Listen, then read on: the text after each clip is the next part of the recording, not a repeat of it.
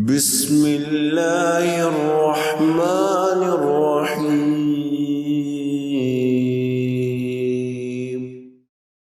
نحمده ونصلي على رسوله الكريم اعوذ باللہ من الشیطان الرجیم بسم اللہ الرحمن الرحیم رب اشرح لي صدری ویسر لي امری واحلل عقدۃ من لسانی یفقهوا قولی۔ تمام تعریفیں اللہ رب العزت کے لیے ہے کہ جو تمام تعریفوں کا مستحق ہے۔ وہی ذات، وہی ہستی اس بات کا حق رکھتی ہے کہ ہم ہر وقت اللہ رب العزت کی حمد و ثنا بیان کیا کریں۔ اس کے بعد حضور اکرم صلی اللہ علیہ وسلم پر درود و سلام، اور حضور اکرم صلی اللہ علیہ وسلم کی ہستی اور ذات بھی ہمارے لیے اللہ تعالیٰ کی طرف سے ایک بہت بڑا انعام ہے، اور اللہ رب العزت کی طرف سے یہ بھی بہت بڑا انعام ہے کہ اس نے ہمیں حضور اکرم صلی اللہ علیہ وسلم کا امتی بنایا اور بہت ساری فضیلتیں عطا کی۔ اللہ رب العزت کی نعمتوں کی قدر کرنا اور اللہ رب العزت کا شکر گزار ہونا، یہ بحیثیت مسلمان کے ہمارے اوپر فرض ہے کہ اب ہم اللہ رب العزت کے شکر گزار اور قدردان بندے بن جائیں۔ اور اللہ رب العزت کی شکر گزاری اور قدردانی کی سب سے بہترین شکل یہ ہے کہ ہم اللہ رب العزت کو راضی کرنے کے لیے کثرت سے سجدے کریں۔ یہ سجدے فرض نمازوں کے بھی ہیں، یہ سجدے نوافل کے بھی ہیں، اور فرض نماز کے بعد جو سب سے افضل ترین نماز ہے نفل نمازوں میں، وہ تہجد کی نماز ہے۔ اگر کوئی مسلمان تہجد کی نماز سے پہلے اشراق کی نماز شروع کر دیتا ہے نفل کے طور پہ پڑھنا، تو یہ ترتیب ٹھیک نہیں ہے۔ فضیلت کے اعتبار سے ہمیں کوشش کرنی چاہیے کہ ہم پہلے تہجد کی نماز کا اپنے آپ کو عادی بنائیں۔ رات کے اول وقت میں بھی پڑھی جا سکتی ہے، درمیانے وقت میں بھی پڑھی جا سکتی ہے، رات کے آخری حصے میں بھی، جو کہ افضل ترین وقت ہے، اس وقت بھی پڑھی جا سکتی ہے۔ پھر یہ سجدے اشراق کی نمازوں کے سجدے بھی ہو سکتے ہیں، یہ شکر کے سجدے بھی ہو سکتے ہیں، حاجت کے سجدے بھی ہو سکتے ہیں۔ تو جتنے زیادہ ایک مسلمان اللہ رب العزت کے سامنے سجدے کرتا ہے، اتنا ہی وہ اللہ رب العزت کے قریب ہوتا چلا جاتا ہے۔ ہم نے اپنے پچھلے سیشن میں سیکھا تھا، سورۃ العلق کی آیت ہے وَاسْجُدْ وَاقْتَرِب۔ خود اللہ رب العزت نے ہمیں یہ طریقہ سکھایا ہے کہ سجدے کرتے جاؤ اور قریب ہوتے جاؤ۔ تو جتنے سجدے مسلمان یا صاحب ایمان کرتا چلا جاتا ہے، اتنا ہی وہ اللہ تعالیٰ کے قریب ہوتا چلا جاتا ہے۔ پوری نماز میں جو سب سے زیادہ قربت کا مقام ہے اللہ تعالیٰ سے، وہ سجدے کا مقام ہے۔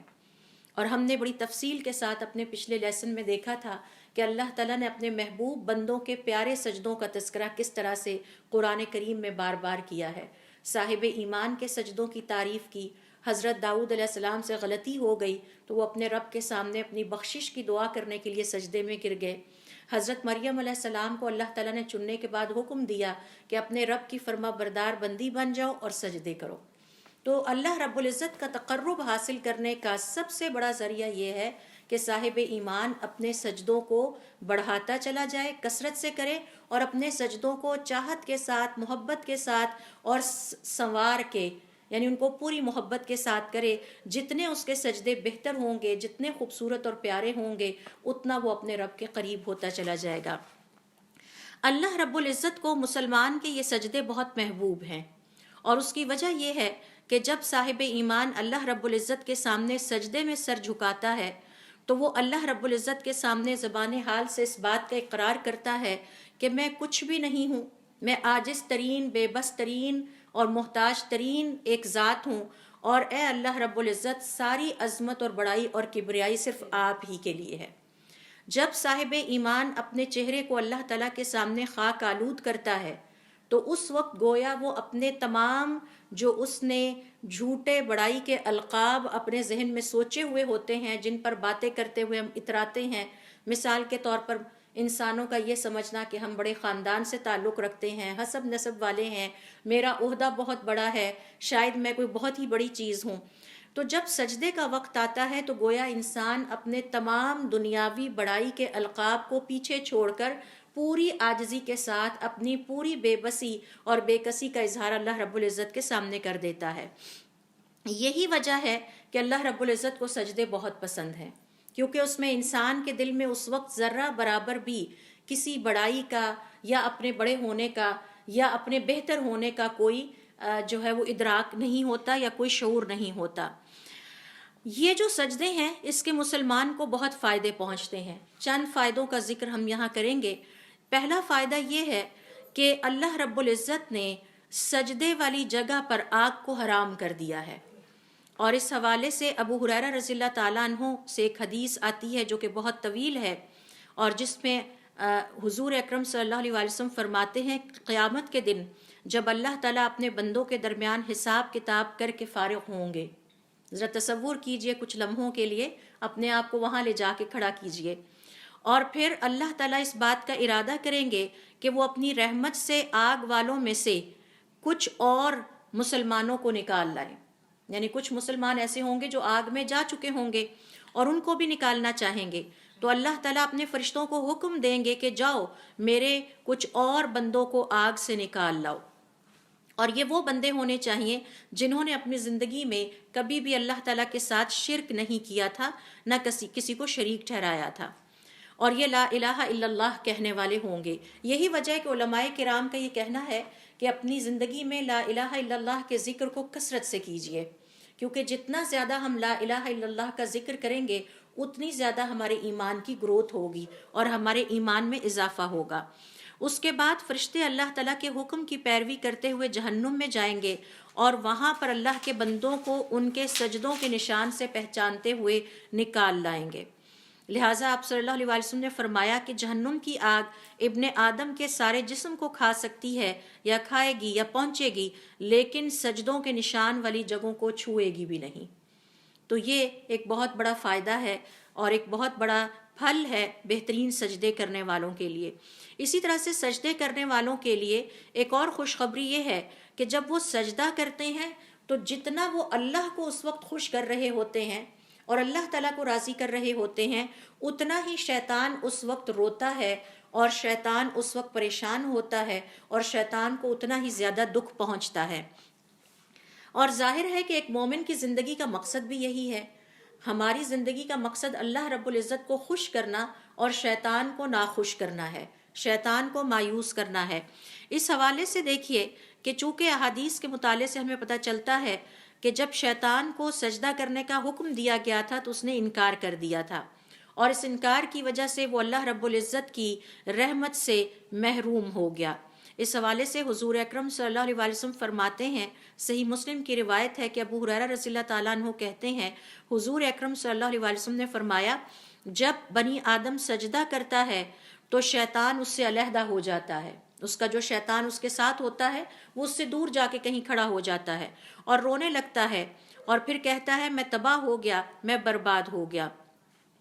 ابن آدم کو سجدے کا حکم دیا گیا، اس نے سجدہ کر لیا اور اس نے جنت پا لی. مجھے سجدہ کرنے کا حکم دیا گیا تھا، میں نے انکار کر دیا اور میرے لیے آگ ہے. تو وہ اس بات پر پریشان ہوتا ہے کہ جس فضیلت کو میں نہیں پہنچ پایا، جس رحمت کو اللہ تعالیٰ کی میں حاصل نہ کر سکا، اس رحمت کو یہ انسان پا گیا. اور بنی آدم کی کوئی بھی کامیابی ہو، چاہے وہ دنیا کی کامیابی ہو یا آخرت کی کامیابی ہو، وہ شیطان کو پریشان کرتی ہے، شیطان کو مایوس کرتی ہے. اور شیطان کی ہمیشہ سے یہ کوشش ہے، چونکہ اس کی بنی آدم سے دشمنی ہے، کہ بنی آدم کو نہ دنیا کا کوئی فائدہ پہنچے اور نہ ہی آخرت کا کوئی فائدہ پہنچے. اسی طرح سے پھر دیکھیے، اور ہم سب یہ جانتے ہیں کہ شیطان کی بنی آدم سے بہت پرانی دشمنی ہے، ازلی اور ابدی دشمنی ہے. لہٰذا اس وقت وہ روتا ہے، اتنا ہی پریشان ہوتا ہے اور پھر اس بات پر واویلا بھی کرتا ہے. پھر اسی طرح سے سجدے کا ایک اور فائدہ جو مسلمان کو حاصل ہوتا ہے اور جس کے بارے میں آج ہم تفصیل سے بات کریں گے کہ اس کے احکام کیا ہیں، کہ سجدہ پوری نماز میں وہ وقت ہے، وہ حال ہے کہ جس میں آپ کثرت سے اللہ رب العزت سے دعا کر سکتے ہیں. اور یہ جو سجدہ ہے یہ دعا کرنے کا وقت ہے، کیونکہ یہ اللہ رب العزت سے انتہائی قربت کا وقت ہوتا ہے. پورے دن میں 5 دفعہ ہم کب اللہ رب العزت کے انتہائی قریب ہوتے ہیں؟ جب ہم سجدے کی حالت میں ہوتے ہیں. اور پھر علماء کرام کا یہ کہنا ہے کہ جب ہم اللہ تعالیٰ سے قریب ہوتے ہیں تو اللہ تعالیٰ نے ہمیں یہ عطا دی ہے کہ اس وقت ہم اللہ تعالیٰ سے جو مانگنا چاہیں مانگ لیں. یعنی یہ اللہ رب العزت کی طرف سے ایک طرح سے مسلمان کے لیے خوشخبری ہے اور اللہ تعالیٰ کی طرف سے رضامندی کا اظہار ہے کہ اب آپ اس حالت میں مجھ سے جو مانگنا چاہے مانگے، میں آپ کی دعائیں پوری کروں گا. اور اس حوالے سے علماء کرام کا یہ کہنا ہے کہ صاحب ایمان جب زمین سے چمٹا ہوتا ہے تو اس وقت اس کا سجدہ اسے یاد دلاتا ہے کہ یہ وہ وقت ہے جس میں اللہ رب العزت کا فضل اور اللہ رب العزت کی رحمت اب اس کے لیے خاص ہے، اور اس وقت وہ کسی سمندر کی طرح ٹھاٹھے مار رہی ہے، تو اس سے فائدہ اٹھانا چاہیے۔ اور پھر یہ وہ وقت ہے جب وہ زمین سے چپٹا ہوتا ہے تو اسے اس وقت یاد آتا ہے کہ اسی زمین میں اس نے دوبارہ چلے جانا ہے، تو یہ سجدہ اس کے اندر اور عاجزی اور انکساری پیدا کرتا ہے، کیونکہ جب آپ زمین کے ساتھ لگتے ہیں تو پھر آپ کو احساس ہوتا ہے کہ اسی زمین میں مجھے جانا ہے۔ یہی وجہ ہے کہ حضور اکرم صلی اللہ علیہ وسلم زمین پر بیٹھ کر کھانا کھانے کو ترجیح دیتے تھے، کیونکہ اس سے انسان کو آخرت یاد رہتی ہے، اپنی آخرت کو انسان یاد کرتا رہتا ہے۔ لہٰذا یہ جو سجدہ ہے یہ بنیادی طور پر ہمیں ہماری فنا اور ہماری انتہا کی یاد بھی دلاتا ہے، اور اگر ہم سجدے میں اس بات کو یاد کر لیں کہ اسی زمین کے اندر آخر کار ہمیں چھپ جانا ہے، تو یقیناً ہمارے سجدے میں مزید عاجزی، اللہ رب العزت کے سامنے مزید بے بسی کا اظہار کرنا ہمارے لیے آسان ہو جاتا ہے۔ یہ وہ ساری یادیں ہیں کہ جو دراصل اللہ رب العزت کو بہت پسند ہیں۔ ہمارا اپنی پیشانی کو زمین پر رکھنا، اسے خاک آلود کرنا، اور دل میں یہ خیال آنا کہ آخر کار مجھے اسی زمین کے اندر چلے جانا ہے، یہ وہ خیالات ہیں جو انسان کے اندر عاجزی کو پیدا کرتے ہیں، اور اسے یہ خیال آتا ہے کہ مجھے اللہ رب العزت کی دنیا کی زندگی میں بھی ضرورت ہے، اور آخرت کے سفر کے ہر مرحلے میں بھی اللہ رب العزت کی ضرورت ہے، اور یہی چیزیں اللہ تعالیٰ کو، یہی سوچیں اللہ تعالیٰ کو پسند ہیں۔ لہٰذا جب ہم سجدے میں سر رکھیں تو اب ہمارا یہ حق بنتا ہے کہ ہم اپنے رب کے ساتھ اپنے راز اور نیاز شیئر کریں، ساری راز کی باتیں، جو دکھ سکھ ہیں وہ سارے سجدے میں اپنے رب سے کہہ ڈالیے۔ اور پھر اس کے بعد اگلا کرنے کا کام یہ ہے کہ ہمارے ساتھ والے کو پتہ بھی نہیں چلنا چاہیے، اتنے چپکے کے ساتھ، یعنی اتنا چپکے اپنے رب کو سجدے میں پکاریں کہ ہمارے ساتھ والے کو بھی یہ پتہ نہ چلے کہ ہم اپنے رب سے کیا راز اس وقت شیئر کر رہے ہیں اور کیا باتیں اس وقت ہم کر رہے ہیں۔ اور بہت ہی خوبصورت اور پیاری بات ہمارے صالحین سجدے کے بارے میں کہا کرتے تھے کہ جب تم سجدے میں ہو تو یہ سمجھو کہ تم زمین کے کانوں میں سرگوشیاں کر رہے ہو، اور یہ سرگوشیاں آسمان پر سنی جا رہی ہیں۔ یعنی جتنا انسان اللہ کے سامنے اپنے آپ کو جھکاتا ہے،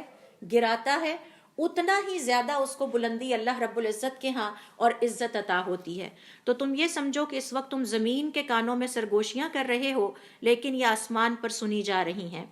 حضور اکرم صلی اللہ علیہ وسلم صحیح مسلم کی روایت کے مطابق فرماتے ہیں کہ بندہ اپنے رب کے قریب ترین سجدے کی حالت میں ہوتا ہے، لہٰذا سجدے کی حالت میں کثرت کے ساتھ دعا کیا کرو۔ میں انشاءاللہ اس لیسن کے اینڈ پہ دوبارہ کچھ احکام کی طرف واپس آؤں گی کہ ہم نے کس طرح سے سجدے میں دعا کرنی ہے اور اس کا کیا طریقہ کار ہوگا۔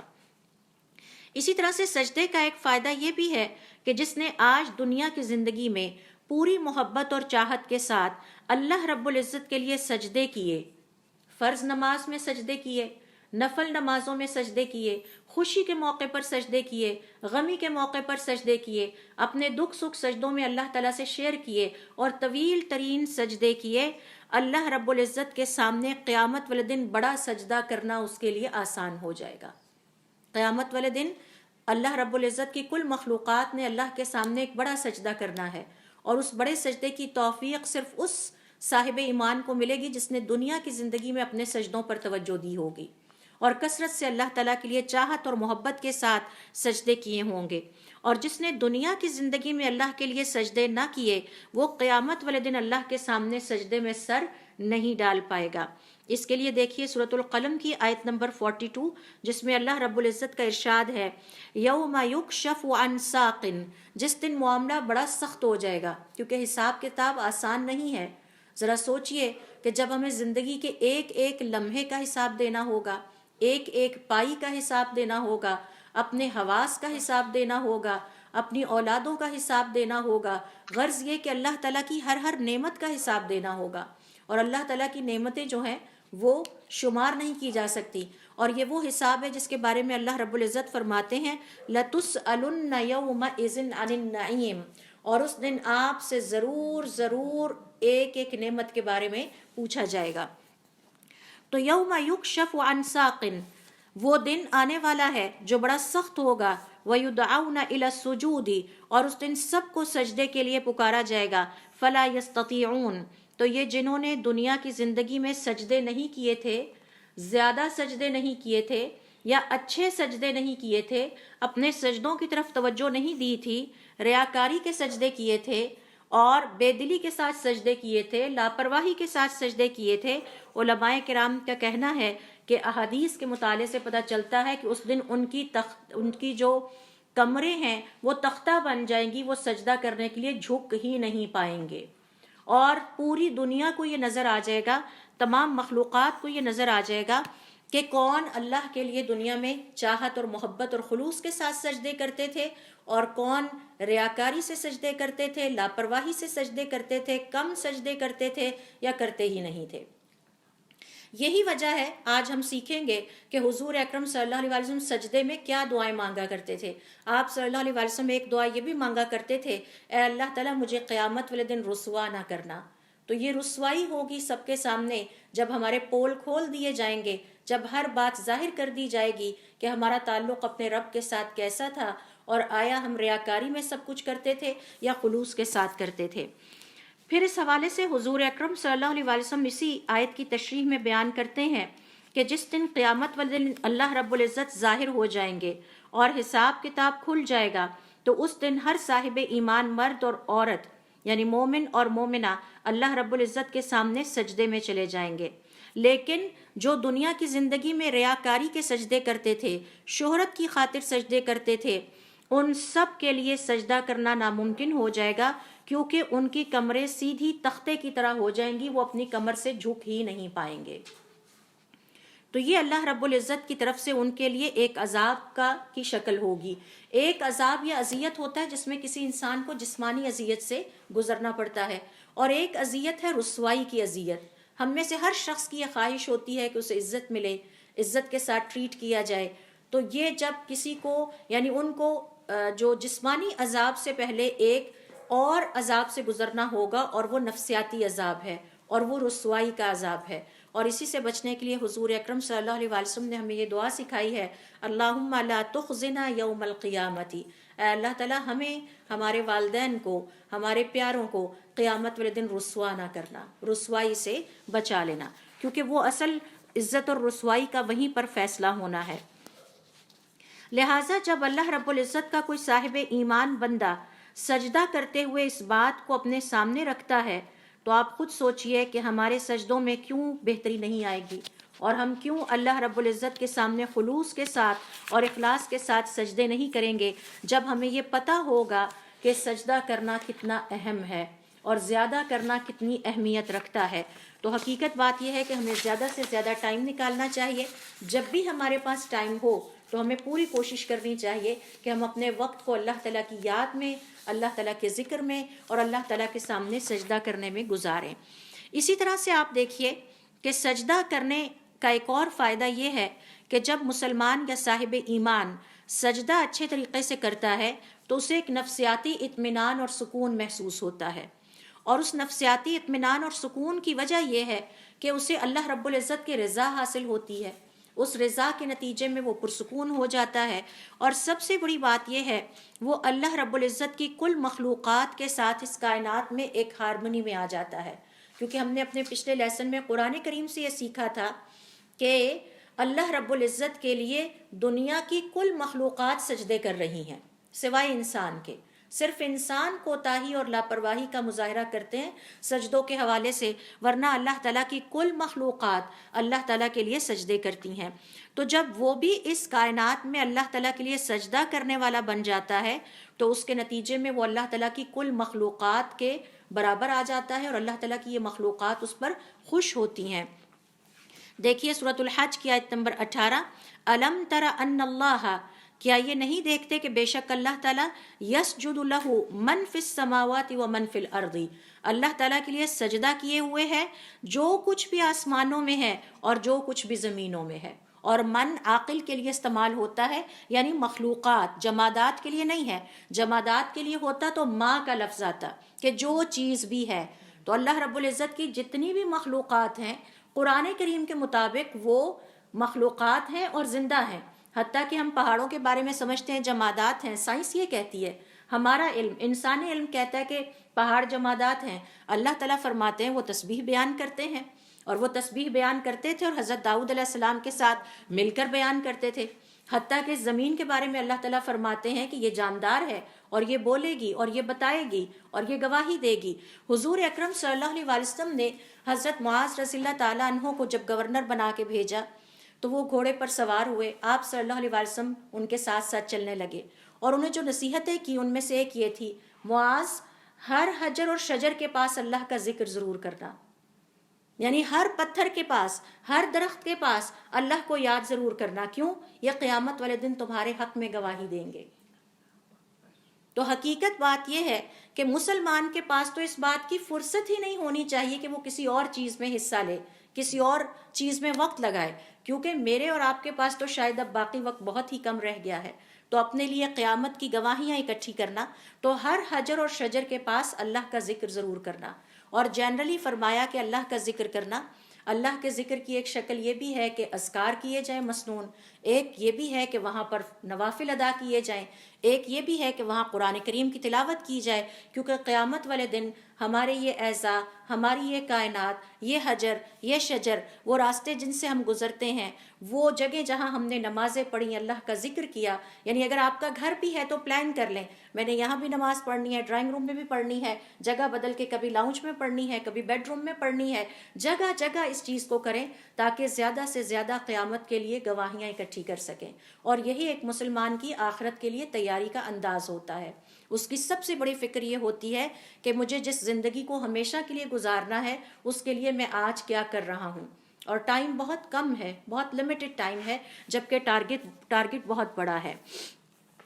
تو سورۃ الحج کی آیت نمبر 18 میں اللہ رب العزت فرماتے ہیں، الم ترى، کیا نہیں دیکھا انہوں نے، ان اللہ یسجد له من فی السماوات ومن فی الارض، کہ اللہ تعالیٰ کے لیے ہر مخلوق جو آسمانوں میں ہے، چاہے وہ فرشتے ہیں، چاہے وہ دیگر مخلوقات ہیں جن کو ہم جانتے بھی نہیں، جن کے بارے میں ہمیں پتہ بھی نہیں، وہ سب کی سب اللہ کے لیے سجدہ کرتی ہیں اور کرتی رہیں گی،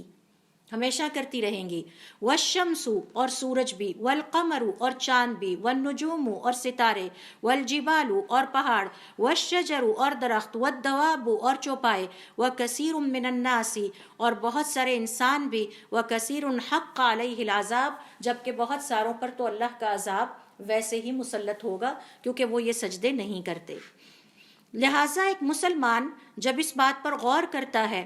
کہ وہ اللہ رب العزت کا سجدہ کرنے پر اس کائنات کا ایک حصہ بن جاتا ہے اور اس آیت کے مطابق اللہ کی ان مخلوقات میں شامل ہو جاتا ہے، تو یہ اس کے لیے ایک بہت بڑی فضیلت ہے کہ وہ سجدہ کرنے والوں میں شامل ہو گیا۔ اور اللہ نے اپنے کائنات کی مخلوقات کی تعریف بیان کرتے ہوئے یہ بات ہمیں بتائی ہے کہ یہ اللہ کو سجدہ کرنے والے ہیں۔ لہٰذا ہونا یہ چاہیے کہ یہ سجدہ جو ہے وہ ہمارے لیے بہت ہی محبوب ترین وقت بن جائے، اور اس پر ہم خوب ٹائم انویسٹ کریں، اس پر لگایا ہوا ٹائم ہماری آخرت میں کام آئے گا، رائٹ؟ اسی طرح سے علماء کرام کا یہ کہنا ہے کہ سجدے کا ایک فائدہ یہ بھی ہے کہ ایک سجدہ، اگر کسی مسلمان کو ایک سجدے کی اہمیت کا احساس ہو جائے تو اس کے پاس دنیا میں سارا کچھ بھی آ جائے تو اس ساری دنیا سے بھی زیادہ بہتر وہ ایک سجدہ اس کے لیے ہوگا، محبوب ہوگا۔ لیکن ابھی اس بات کا ادراک ہم انسانوں کو نہیں ہے۔ معجم الاوسط للطبرانی میں ہے کہ ابو ہریرہ رضی اللہ تعالیٰ عنہ کہتے ہیں کہ حضور اکرم صلی اللہ علیہ وسلم اور میں ایک قبر کے پاس سے گزرے، آپ صلی اللہ علیہ وسلم نے سوال کیا یہ قبر کس کی ہے؟ ہم نے اندازے سے بتایا کہ شاید فلاں کی ہے یا فلاں کی ہے، تو آپ صلی اللہ علیہ وسلم نے فرمایا اس وقت یہ شخص تمنا کر رہا ہے کہ کاش اسے چند لمحے اور مل جائیں تاکہ وہ 2 رکعتیں ادا کر لے، اور بے شک اس سے ساری دنیا لے لی جائے۔ اور اس سے پتہ چلتا ہے کہ یہ جو دنیا کا ساز و سامان جس کی خاطر ہم اتنا وقت لگاتے ہیں اور جس کی خاطر ہم اپنی انرجی صرف کر دیتے ہیں اور جس کی خاطر ہم زندگیوں کی پلاننگ کرتے ہیں، اس کے مقابلے میں صرف ایک تسبیح کر لینا یا 2 سجدے ادا کر لینا یہ زیادہ محبوب ہوں گے، اور اس کے لیے انسان کو زیادہ حسرت محسوس ہوگی۔ اسی طرح سے ایک اور جگہ پر حضور اکرم صلی اللہ علیہ وسلم فرماتے ہیں، قسم ہے اس ذات کی جس کے ہاتھ میں میری جان ہے، ایک وقت آئے گا اور وہ وقت بہت قریب ہے کہ تمہارے درمیان عیسیٰ ابن مریم نازل ہوں گے اور وہ عدل و انصاف کے ساتھ فیصلے کریں گے. وہ صلیب کو توڑ ڈالیں گے، خنزیر کو قتل کر ڈالیں گے، جزیہ کو ختم کر دیں گے، اور ان کے دور میں مال اتنا زیادہ ہو جائے گا حتیٰ کہ زکوٰۃ یا صدقات کو قبول کرنے والا کوئی شخص باقی نہیں بچے گا. یعنی کسی کو ضرورت نہیں رہے گی، لوگ مال لے کر پھریں گے اور کوئی ضرورت مند نہیں ہوگا. یہاں تک کہ آپ صلی اللہ علیہ وسلم نے فرمایا اس وقت تمہارا ایک سجدہ کرنا اس دنیا کی ہر چیز سے زیادہ افضل ہوگا. اور اس کا مطلب یہ ہے، علماء کرام کا یہ کہنا ہے کہ جب کسی چیز کی کثرت ہو جائے، یعنی اس دور میں مال اتنا زیادہ ہو جائے گا کہ اس کی کسی کو ضرورت ہی نہیں ہوگی، تو جب اللہ تعالیٰ آپ کو مال کی فراخی عطا کر دے اور آپ کے لیے اللہ کی راہ میں اس کو خرچ کرنا مشکل نہیں ہے، آپ آسانی سے خرچ کر سکتے ہیں اور ساتھ ساتھ آپ اپنی ضروریات بھی پوری کر سکتے ہیں، تو ایسے میں اس کا ثواب اتنا نہیں رہ جاتا. تو اس وقت آپ صلی اللہ علیہ وسلم نے فرمایا کہ آپ نے کون سا نیکی کا کام زیادہ کرنا ہے؟ سجدے زیادہ کرنے ہیں. تو یہ بات آج بھی علماء کرام کا کہنا ہے کہ انفرادی طور پر ہمارے اوپر لاگو ہوتی ہے. جنہیں اللہ تعالیٰ نے خوشحالی سے نوازا ہے ان کی افضل ترین نو ڈاؤٹ عبادت یہ ہے کہ وہ اللہ کی راہ میں مال خرچ کریں، لیکن اس کے علاوہ سجدوں پر بھی توجہ دیں، زیادہ سے زیادہ نفل نمازوں کی ادائیگی پر توجہ دیں، کیونکہ اب مال اتنا زیادہ ہے کہ وہ اس کو آسانی سے اللہ تعالیٰ کی راہ میں خرچ کر سکتے ہیں، لہٰذا سجدوں کو بڑھانے کی ضرورت ہے. اب سوال یہ پیدا ہوتا ہے کہ آج کے لیسن میں ہم نے یہ تو سیکھ لیا کہ ہم نے اللہ رب العزت کو راضی کرنے کے لیے سجدے زیادہ سے زیادہ کرنے ہیں، نماز زیادہ سے زیادہ پڑھنی ہے، اور یہ بھی سیکھ لیا کہ اللہ رب العزت نے قرآن کریم میں اپنا تقرب حاصل کرنے کا جو فارمولہ ہمیں دیا ہے وہ یہ ہے کہ سجدے کرو، واسجد واقترب، سجدے کرتے جاؤ اور اللہ تعالیٰ کے قریب ہوتے چلے جاؤ. اب سوال یہ پیدا ہوتا ہے کہ سجدے ہم کیسے طویل کریں اور کون سے اذکار ہیں جو ہمیں کہ سجدوں میں کرنے چاہیے، اور کیا صرف یہی اذکار ہمیں سجدوں میں کرنے ہیں یا اس کے علاوہ ہم اپنے لیے کوئی دعائیں اپنے الفاظ میں بھی مانگ سکتے ہیں یا نہیں مانگ سکتے، اور پھر کیا یہ دعائیں صرف فرض نمازوں کے سجدے میں کرنی چاہیے یا نفل نمازوں کے سجدوں میں کرنی چاہیے. تو اس حوالے سے علماء کرام کا یہ کہنا ہے کہ اور یہ ابن باز رحمۃ اللہ علیہ کا فتویٰ اور ان کی اسٹڈی ہے جو میں آپ سے شیئر کر رہی ہوں، مکہ کے بہت بڑے عالم ہیں، ان کا یہ کہنا ہے کہ حضور اکرم صلی اللہ علیہ وسلم نے اپنی حدیث میں کوئی مخصوص یہ نہیں بیان کیا، تخصیص بیان نہیں کی کہ آپ نے فرض نماز کے سجدوں میں دعا نہیں کرنی اور نفل میں کرنی ہے. آپ فرض میں بھی کر سکتے ہیں، آپ نفل میں بھی کر سکتے ہیں، اور اس کی کوئی حد نہیں. آپ گھنٹہ سجدے میں سر ڈال کے دعا کرتے رہیں، 5 گھنٹے کر لیں، پوری رات لگا لیں ایک سجدے میں، یہ آپ کی مرضی ہے. اور ہمارے صالحین کا یہ انداز تھا کہ وہ تہجد کی نماز کو مختلف انداز سے ادا کرتے تھے. مثال کے طور پر ایک ہمارے بزرگ کہتے ہیں کہ میں ایک دن نفل تہجد کی نماز میں قیام طویل کرتا ہوں اور بعض اوقات صرف 2 رکعتوں میں میری پوری رات گزر جاتی ہے، یعنی اتنا طویل وہ. اور دوسرے دن میں لمبے رکوع انجوائے کرتا ہوں اور تیسرے دن میں لمبے سجدے انجوائے کرتا ہوں. تو وہ مختلف انداز سے ہر مقام کو انجوائے کیا کرتے تھے. یہ باتیں شاید آج ہمیں سمجھ نہ آئیں کیونکہ ہمارے دلوں میں دنیا داری اتنی بس چکی ہے اور ہمارے دل جو ہیں وہ ان معاملات سے اتنے دور جا چکے ہیں کہ ہمیں شاید یہ باتیں سمجھ نہ آئیں. لیکن وہ لوگ تھے کہ جو اللہ رب العزت کے تقرب کو انجوائے کرتے تھے اور ہر مقام کو انجوائے کرتے تھے، ہر حال کو انجوائے کرتے تھے. تو اس لیے پہلی بات تو یہ ہے کہ چاہے آپ فرض نماز میں ہوں، چاہے آپ نفل نمازیں ادا کر رہے ہوں، تہجد کی نماز ہو، اشراق کی نماز ہو، چاشت کی ہو، اوابین کی ہو، جو بھی ہو، خوشی کے نفل ہوں، غمی کے نفل ہوں، صلاۃ حاجت کے نفل ہوں، آپ ہر نماز کے سجدے میں بلا کسی حد کے جتنا چاہیں اپنے سجدے کو لمبا کر سکتے ہیں اور اس میں اپنے لیے دعائیں کر سکتے ہیں. یہ تو ہم نے سیکھی پہلی بات. اب آئیے ہم اگلی بات پہ کہ حضور اکرم صلی اللہ علیہ وسلم اپنے سجدوں میں کیا دعائیں مانگا کرتے تھے. اگر ہم اپنے سجدوں میں وہی دعائیں مانگیں جو کہ حضور اکرم صلی اللہ علیہ وسلم مانگتے تھے تو یہ تو افضل ترین ہے اور یہ سنت بھی ہے، تو ہمیں اس پہ سنت پر عمل کرنے کا بھی ثواب ملے گا. اچھا، اس حوالے سے دیکھیے جو ہماری دعائیں ہیں اس میں سب سے پہلی سجدے میں جو آپ صلی اللہ علیہ وسلم دعا کیا کرتے تھے سبحان ربی الاعلی، اور میرا خیال ہے یہ ایک واحد ہے جو ہمیں آتی ہے اور اس کے علاوہ شاید ہم نے کبھی باقی سیکھنے کی کوشش یا تردد نہیں کیا، ہمارے پاس وقت ہی نہیں ہے. اپنی آخرت کے لیے کہ ہم آخرت کے لیے بھی کوئی وقت نکالیں۔ اس حوالے سے عبداللہ ابن عباس رضی اللہ تعالیٰ عنہما کہتے ہیں کہ میں اپنی خالہ میمونہ کے ہاں رات ٹھہرا، میں نے وہاں حضور اکرم صلی اللہ علیہ وسلم کو دیکھا کہ آپ رات کے کسی پہر اٹھے اور پھر آپ نے نماز ادا کرنی شروع کی، پھر آپ رکوع میں چلے گئے تو کہتے ہیں کہ میں آپ کو دیکھتا رہا اور سنتا رہا۔ آپ صلی اللہ علیہ وسلم رکوع میں پڑھ رہے تھے سبحان ربی العظیم، پھر آپ نے سر اٹھایا، اللہ تعالیٰ کی حمد و ثنا بیان کی، پھر آپ سجدے میں چلے گئے اور آپ اپنے سجدے میں کہتے جا رہے تھے سبحان ربی الاعلی، پھر آپ نے سر اٹھایا اور پھر دونوں سجدوں کے درمیان بیٹھے اور میں نے سنا آپ کہہ رہے تھے رب اغفر لی ورحمنی واجبرنی وارفعنی وارزقنی واہدنی۔ یہ دعا کئی صیغوں سے آگے پیچھے کر کے کئی روایات میں آتی ہے۔ یہ تو ہے سجدے میں کی جانے والی پہلی دعا، اور منیمم لیول یہ ہے 3 دفعہ کی جائے۔ آپ اسے گھنٹہ بھی کر سکتے ہیں۔ یہ تو اللہ رب العزت کی تسبیح بیان کرنا ہے اور مسنون الفاظ ہیں، آپ کی اپنی ہمت ہے، کتنی ہمت آپ اس پہ خرچ کر سکتے ہیں۔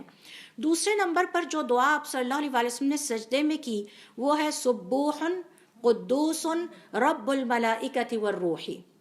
عائشہ رضی اللہ تعالیٰ عنہ فرماتی ہیں کہ حضور اکرم صلی اللہ علیہ وسلم اپنے رکوع اور سجود دونوں میں یہ دعا پڑھا کرتے تھے سبوح قدوس رب الملائکۃ والروح۔ تو ہم یہ کر سکتے ہیں، 1 مہینے کا ٹارگٹ رکھیں کہ ہم نے اس دفعہ سجدے کی دوسری دعا بھی یاد کرنی ہے، اور ہم اتنا یعنی تھوڑے سے شروع کریں، ہم اپنا سجدہ اتنا طویل کریں کہ ہم 5 دفعہ سبحان ربی الاعلی اور 5 دفعہ اس کو بھی ساتھ میں پڑھیں گے، تو 1 فضیلت کی جگہ 2 فضیلتیں حاصل ہو گئیں۔ پھر اسی طرح سے اور یہ ممکن ہے کہ آپ دعائیں بدلتے بھی رہیں سجدے کی، اور یہ بھی ممکن ہے کہ کسی دن وقت ہے آپ ساری ہی ایک سجدے میں پڑھ ڈالیں، 3 دفعہ پڑھ ڈالیں، 5 دفعہ پڑھ ڈالیں، جتنا آپ کے پاس وقت میسر ہو آپ پڑھتے چلے جائیں۔ پھر اسی طرح سے ایک اور حدیث سے پتہ چلتا ہے کہ آپ سجدے میں یہ دعا پڑھتے تھے سبحانک اللہم ربنا وبحمدک اللہم اغفر لی، یہ دعا بھی آپ نے پڑھی ہے۔ پھر اسی طرح سے ایک اور روایت کے مطابق آپ نے یہ دعا بھی پڑھی ہے۔ علی ابن ابی طالب رضی اللہ تعالیٰ عنہ کہتے ہیں کہ حضور اکرم صلی اللہ علیہ وسلم نے جب سجدہ کیا تو آپ نے فرمایا اللہم لک سجدت، اے اللہ تعالیٰ میں نے تیرے لیے سجدہ کیا، وبک آمنت، تجھ پر ایمان لایا، وَلَكَ أَسْلَمْتُ، اور تیرے لیے مسلمان ہوا، سجد وجہی للذی خلقہ وصورہ وشق سمعہ وبصرہ، میں نے اپنے چہرے کو سجدے میں ڈالا اس ہستی کے لیے جس نے اس کو پیدا کیا، اس کو شکل و صورت عطا کی، اس کے کان بنائے اور اس کو نگاہیں عطا کی، تبارک اللہ احسن الخالقین، انتہائی برکت والی ہے وہ ذات اللہ تعالیٰ کی جو بہترین پیدا کرنے والا ہے۔ پھر اسی طرح سے علماء کرام کا یہ کہنا ہے، یعنی یہ پوری کی پوری دعا سجدے میں کی جا سکتی ہے، جتنی دفعہ آپ کرنا چاہیں آپ کر سکتے ہیں، اس کی کوئی حد نہیں ہے۔ پھر اس کے بعد علماء کرام کا یہ کہنا ہے کہ تشہد کی حالت میں یعنی آخری تشہد میں جا کے سلام پھیرنے سے پہلے ہم نے سنا کہ حضور اکرم صلی اللہ علیہ وسلم یہ بھی فرما رہے تھے اللہم اغفر لی ما قدمت و اخرت، اے اللہ تعالیٰ مجھے معاف کر دیجئے جو میں نے آگے بھیجا اور جو میں نہ کر سکا، وما اسررت وما اعلنت، اور جو میرے سے ظاہری طور پر ہوا جو چھپ کے ہوا، وما اسرفت، اور جو میں نے اسراف کیا، وما انت اعلم بہ منی، آپ مجھ سے زیادہ میرے بارے میں جانتے ہیں، انت المقدم وانت المؤخر لا الہ الا انت۔ تو یہ بھی سجدے میں کی جانے والی ایک دعا ہے۔ اب ہم آتے ہیں دوسرے حکم کی طرف، اور وہ یہ ہے کہ سجدے میں جو دعائیں حضور اکرم صلی اللہ علیہ وسلم نے ان مسنون دعاؤں کے علاوہ بھی کی ہیں، یعنی یہ تو منیمم لیول ہے، یہ تو ہم نے ضرور کرنی ہے، اس کے علاوہ وہ اپنے لیے کیا دعائیں مانگا کرتے تھے۔ ابو ہریرہ رضی اللہ تعالیٰ عنہ کہتے ہیں کہ آپ صلی اللہ علیہ وسلم نے ہم سے فرمایا کہ تم میں سے کوئی اس وقت اپنے رب کے بہت قریب ہوتا ہے جب وہ سجدے کی حالت میں ہوتا ہے، لہٰذا سجدے کی حالت میں اللہ تعالیٰ سے خوب دعائیں کیا کرو۔ ابو ہریرہ رضی اللہ تعالیٰ عنہ کہتے ہیں کہ میں نے سنا کہ حضور اکرم صلی اللہ علیہ وسلم اپنے سجدے میں یہ دعا کر رہے تھے اللہم اغفر لی ذنبی کلہ، اے اللہ تعالیٰ میرے سارے گناہوں کو معاف کر دے، دقہ وجلہ، چاہے وہ چھوٹے سے چھوٹے ذرات کی طرح ہوں یا بہت بڑے بڑے ہوں، وَأَوَّلَهُ وَآخِرَهُ، جو مجھ سے پہلے سرزد ہوئے اور جو بعد میں ہو گئے، وَعَلَانِيَتَهُ وَسِرَّهُ، اور جو ظاہری طور پر ہوئے جو چھپ کے ہوئے۔ دوسری دعا یعنی وہ تو ہے مسنون اذکار کرنے ہی کرنے ہیں، یہ آپشنل ہیں، ٹائم ہو تو کر لیں، بار بار کریں۔ دوسری دعا جو آپ اپنی ذات کے لیے کیا کرتے تھے، جیسے ہماری بھی خواہش ہم اپنے لیے دعائیں کریں، اللہم اغفر لی ما اسررت وما اعلنت، اے اللہ تعالیٰ مجھے معاف کر دیجئے جو مجھ سے پوشیدگی میں سرزد ہوا اور جو ظاہری طور پر سرزد ہوا۔ اما عائشہ رضی اللہ تعالیٰ عنہ کہتی ہیں کہ حضور اکرم صلی اللہ علیہ وسلم کو میں تلاش کرنے لگی کیونکہ آپ اپنے بستر پہ نہیں تھے۔ میں سمجھی کہ شاید آپ اپنے بعض بیویوں کے پاس ہوں گے، تو میں نے دیکھا کہ آپ نماز پڑھ رہے تھے اور آپ یہ دعا بار بار کر رہے تھے، اللہم اغفر لی ما اسررت وما اعلنت، اے اللہ تعالیٰ جو چھپ کے مجھ سے غلطیاں ہوئیں اور جو ظاہری طور پر ہوئیں وہ سب معاف کر دیجئے۔ تیسری دعا جو اپنے لیے خاص طور پر حضور اکرم صلی اللہ علیہ وسلم سجدے میں بہت زیادہ کیا کرتے تھے، وہ دعائے نور ہے۔ اللہم اجعل فی قلبی نوراً، اے اللہ تعالیٰ میرے دل کو منور کر دیجئے، وفی سمعی نوراً وفی بصری نوراً وعن یمینی نوراً وعن شمالی نوراً وامامی نوراً وخلفی نوراً وفوقی نوراً وتحتی نوراً وجعل لی نوراً۔ تو یہ اس نور کی ضرورت ہمیں قیامت والے دن بہت پڑنی ہے، جہاں پر بہت اندھیرا ہوگا اور ہر انسان کو اس کے عمل کے مطابق یہ نور عطا کیا جائے گا۔ ابن عباس رضی اللہ تعالیٰ عنہ کہتے ہیں کہ میں اپنی خالہ میمونہ کے گھر ایک رات ٹھہرا تو میں نے دیکھا کہ حضور اکرم صلی اللہ علیہ وسلم اپنی نماز کیسے ادا کرتے ہیں، یہاں تک کہ میں نے دیکھا کہ آپ سجدے میں اللہ رب العزت سے یہ دعا کر رہے تھے جو کہ دعائے نور کہلاتی ہے۔ تو آپ صلی اللہ علیہ وسلم خاص طور پر اپنے لیے جو دعا بہت زیادہ کیا کرتے تھے وہ یہ دعا ہے۔ اسی طرح سے ایک اور دعا روایات سے پتہ چلتی ہے کہ جو آپ صلی اللہ علیہ وسلم اپنے لیے بہت زیادہ کیا کرتے تھے، اللہم اعوذ برضاک من سخطک وبمعافاتک من عقوبتک واعوذ بک منک لا احصی ثناء علیک انت کما اثنیت علی نفسک۔ اما عائشہ کہتی ہیں کہ حضور اکرم صلی اللہ علیہ وسلم کو میں تلاش کرنے نکلی تو میں نے دیکھا کہ آپ مسجد میں ہیں اور آپ وہاں پر یہ دعا اللہ رب العزت کے سامنے سجدے میں کر رہے تھے اور بار بار یہی دعا دہراتے چلے جا رہے تھے۔ تو یہ تو ہمیں پتہ چلا کہ حضور اکرم صلی اللہ علیہ وسلم کس طرح سے اپنے لیے دعا سجدے کی جو اذکار ہیں جو کہ میں نے آپ سے پہلے شیئر کیے، ان کو کرنے کے بعد اپنے لیے کون سی دعائیں کثرت کے ساتھ مانگا کرتے تھے۔ جہاں تک اس بات کا تعلق ہے کہ نماز میں وہ کون سے اوقات ہیں کہ جن میں دعا اپنے لیے بغیر کسی حد اور قید کے کی جا سکتی ہے، یعنی حتیٰ کہ آپ اپنے الفاظ میں بھی کر سکتے ہیں، آپ قرآنی دعائیں بھی کر سکتے ہیں، آپ اپنے الفاظ میں جیسے اپنے اولاد کے لیے دعا کر سکتے ہیں، اپنے لیے دنیا اور آخرت کی بھلائی مانگ سکتے ہیں۔ اگرچہ افضل ترین یہ ہے کہ مسنون دعائیں یاد کی جائیں اور ان کے ذریعے دعا کی جائے۔ کوئی خاص دعا آپ اللہ تعالیٰ سے کرنا چاہتے ہیں وہ بھی آپ سجدے میں کر سکتے ہیں۔ تو اس حوالے سے علماء کرام کا یہ کہنا ہے کہ نماز میں دعا کے اوقات کی دو اقسام ہیں۔ پہلی قسم نماز میں ان اوقات کی ہے کہ جن کے بارے میں ہمیں واضح طور پر دلیل ملتی ہے اور پتہ چلتا ہے کہ اس وقت دعا کرنی چاہیے، اور مستحب ہے نماز پڑھنے والے کے لیے کہ وہ ان اوقات میں اپنی دعاؤں کو جتنا چاہے لمبا کر سکتا ہے۔ پوری رات ایک دعا مانگتے رہیں، پوری رات 2-3 دعائیں مانگتے رہیں، اپنی امت کے لیے دعا مانگے، پریشانوں کے لیے دعا مانگے، اولاد کے لیے مانگے، اپنے والدین کے لیے مانگے، جو اس دنیا سے جا چکے ہیں ان کے لیے مانگے، مسلمان حکمرانوں کے لیے مانگے، مسلمان مردوں کے لیے مانگے، مسلمان خواتین کے لیے مانگے، جتنی آپ لمبی کرنا چاہے۔ یہ وہ پہلی قسم ہے کہ جس میں مستحب ہے، اس بات کو پسند کیا گیا ہے کہ اللہ تعالیٰ سے مانگتے رہیں، جتنا مانگنا چاہے مانگتے رہیں۔ اب یہ مستحب جو اوقات ہیں یہ 3 ہیں، نوٹ کر لیجئے۔ نمبر 1 سجدہ۔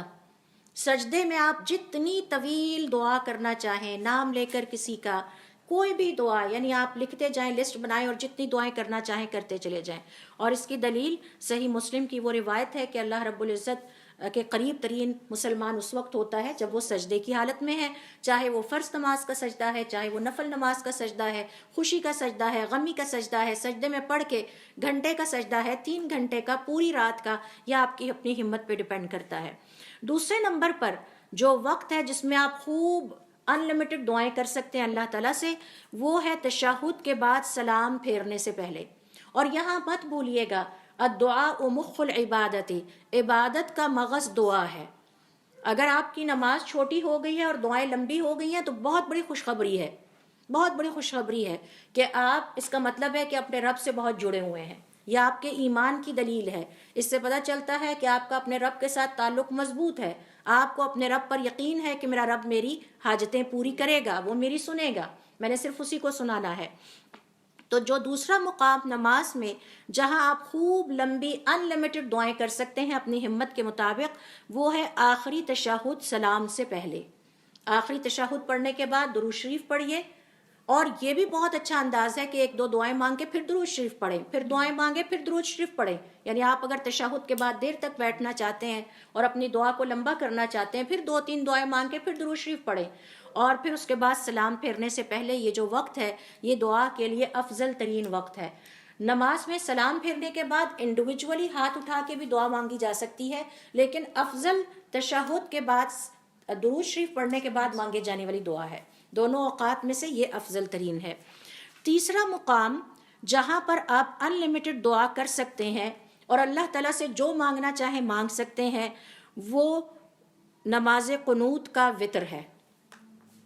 آپ نے دیکھا ہوگا سعودی عرب میں جب تراویح پڑھائی جاتی ہے اور وتر پڑھایا جاتا ہے تو اس میں بہت طویل دعا کی جاتی ہے، اور آپ سب جانتے ہیں کہ وتر کی جو دعا وہاں پڑھی جاتی ہے، ویسے تو ایک دو اور بھی ہیں روایات کے مطابق، وہ بھی صحیح ہیں، ہاں یہ افضل ترین ہے۔ اللہم اہدنی فی من ہدیت وعافنی فی من عافیت وتولنی فی من تولیت وبارک لی فی ما اعطیت وقنی شر ما قضیت انک تقضی ولا یقضى علیک وانہ لا یذل من والیت ولا یعز من عادیت تبارکت ربنا وتعالیت۔ اور اس وقت آپ اللہ رب العزت کے سامنے ہاتھ بلند کر کے کھڑے ہوتے ہیں، کھڑے رہیں، گھنٹہ مانگتے رہیں دعائیں۔ اب آپ اپنی مرضی سے جتنی مانگنا چاہیں، مسلمانوں کے لیے مانگیے، اپنے گھر والوں کے لیے مانگے، والدین کے لیے مانگے، اولاد کے لیے مانگے۔ یہ جو وتر کا قنوت والا، دعائے قنوت والا مقام ہے، یہ بہت ہی فضیلت والا ہے، اور آپ کو اللہ رب العزت کی طرف سے اجازت ہے کہ اب آپ اپنی ہمت کے مطابق مانگتے جائیں۔ اور یہ ذہن میں رکھیں، ہم تو تھک جائیں گے، ہمارا رب نہیں تھکتا۔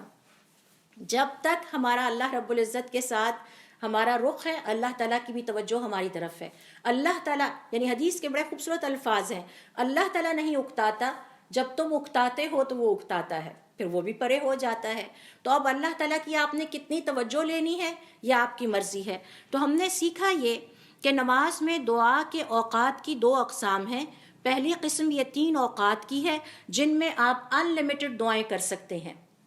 مسنون اذکار کے بعد جو کہ ہمیں نماز کے سکھائے گئے ہیں، آپ نے جتنی دعائیں کرنی ہیں سجدے میں کر لیجئے، سلام پھیرنے سے پہلے تشہد کے بعد درود پڑھنے کے بعد دعائیں بھی کرتے جائیں، اور حضور اکرم صلی اللہ علیہ وسلم پر درود بھی بھیجتے جائیں۔ اور تیسرا مقام ہے جب آپ وتر پڑھنے کے لیے کھڑے ہوں اور قنوت کی دعا پڑھیں تو اس کے بعد جتنی ہمت ہے صرف کر دیجئے اور اپنے رب سے مانگتے جائیں۔ اب ہے نماز میں دعا کے اوقات کی دوسری قسم۔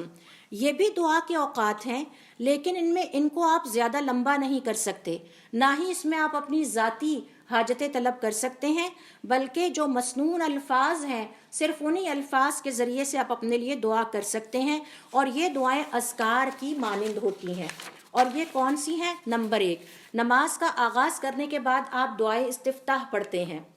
سبحانک اللہم و بحمدک بھی ہے اور ایک طویل دعا بھی ہے۔ تو یہ جو دعا الاستفتاح ہے، اس کو پڑھنے کے بعد تکبیر تحریمہ کے بعد فاتحہ شروع کرنے سے پہلے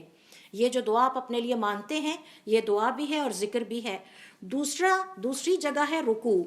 حضور اکرم صلی اللہ علیہ وسلم رکوع میں یہ دعا مانگا کرتے تھے، سبحانک اللہم ربنا و بحمدک اللہم اغفر لی۔ تو آپ سبحان ربی العظیم پڑھ کے یہ دعا بھی اپنے لیے 3 دفعہ مانگ لیں۔ ہم میں سے کس کو اللہ رب العزت کی طرف سے مغفرت نہیں چاہیے؟ چاہیے ہی مغفرت کہ وہ ہم سے راضی ہو جائے، ہمیں بخش دے۔ تو آپ صرف یہی لمیٹڈ اتنی سی دعا اپنے لیے حضور اکرم صلی اللہ علیہ وسلم کی پیروی میں مانگ سکتے ہیں۔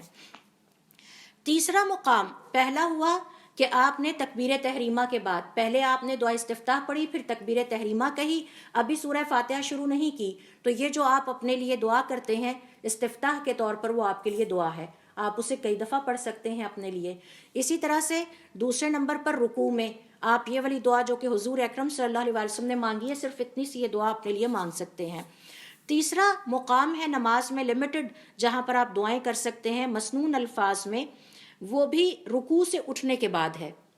یہاں پر حضور اکرم صلی اللہ علیہ وسلم یہ دعا مانگا کرتے تھے، اللہم لک الحمد ملء السماء و ملء الارض، اے اللہ تعالیٰ یہ آسمان بھر کے اور زمین بھر تیری حمد و ثنا بیان کرتی ہوں،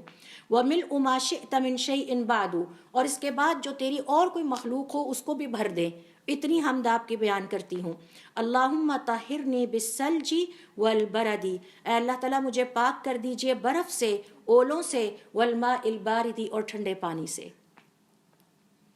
کیوں؟ گناہ نجاست ہیں، گناہ ناپاکی ہیں، تو جب ہم اللہ تعالیٰ کی نافرمانی کرتے ہیں ہم اپنے آپ کو ناپاک کر ڈالتے ہیں۔ تو گناہوں کی جو حرارت ہے، جو گناہوں کی وجہ سے آگ کی حرارت ہے، وہ خالی پانی سے ٹھنڈی نہیں ہوگی، اس کو اولوں سے، اس کو برف سے، اس کو ٹھنڈی بارش سے اللہ تعالیٰ دھو دیجئے۔ اور یہی دعا ہم میت کے لیے بھی کرتے ہیں۔ کیوں کہا گیا، کیوں ہمیں یہ دعا میں سکھایا گیا کہ صرف پانی سے ہی دھو لینا کافی نہیں،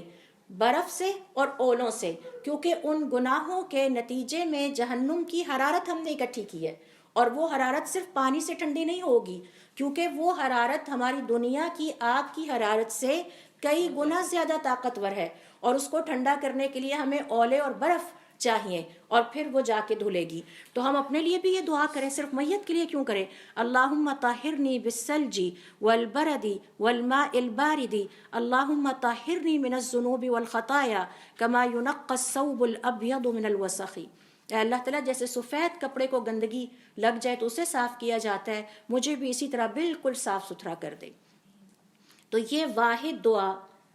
لمیٹڈ نمبرز میں آپ اللہ تعالیٰ سے مانگ سکتے ہیں، یہاں پر اپنی ان لمیٹڈ انڈیویجول انفرادی دعائیں نہیں کر سکتے۔ چوتھی جگہ 2 سجدوں کے درمیان، جس میں کہ حضور اکرم صلی اللہ علیہ وسلم یہ دعا مانگا کرتے تھے، اللہم اغفر لی وارحمنی واجبرنی واہدنی وارزقنی۔